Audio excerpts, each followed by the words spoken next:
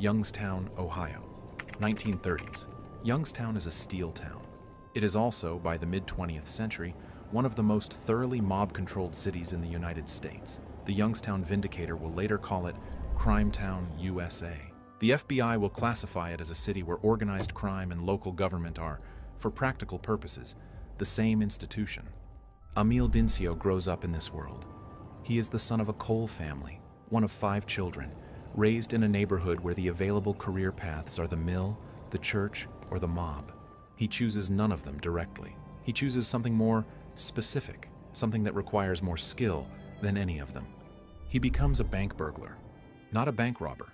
The distinction matters enormously to Emil and to the FBI agents who will spend years trying to catch him.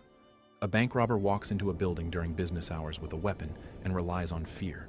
It is violent, it is blunt, and it requires almost no technical skill. A bank burglar enters a building at night when no one is present and relies entirely on knowledge. Knowledge of alarm architecture, knowledge of vault construction, knowledge of structural engineering, explosives, chemistry, and the specific acoustic properties of reinforced concrete. Most people cannot do it at all. Almost no one can do it once without getting caught. Almost no one. By 1972, Emil Dincio has done it approximately 30 times. FBI Special Agent Paul Chamberlain, who will spend years building the case against him, will eventually say in print, "The Dincio crew is the best that ever lived." Orange County Register reporter Keith Sharon, who tracks down Harry Barber decades later and gets him talking over dinner at a Denny's in Diamond Bar, will describe them as the best bank robbery team in the world. Both of those assessments come from people who dedicated their careers to putting Emil Dincio in prison. The crew he assembles for Laguna Niguel is built almost entirely from family.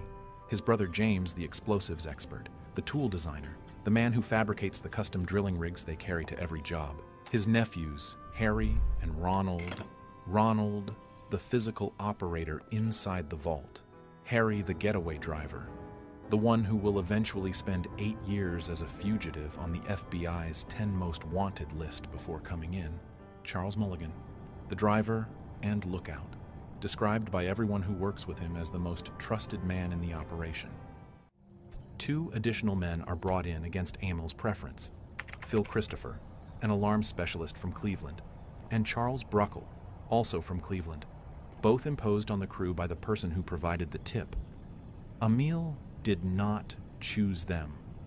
He cannot refuse them.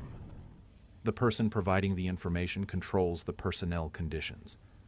The forced inclusion of Christopher and Brokel will matter later.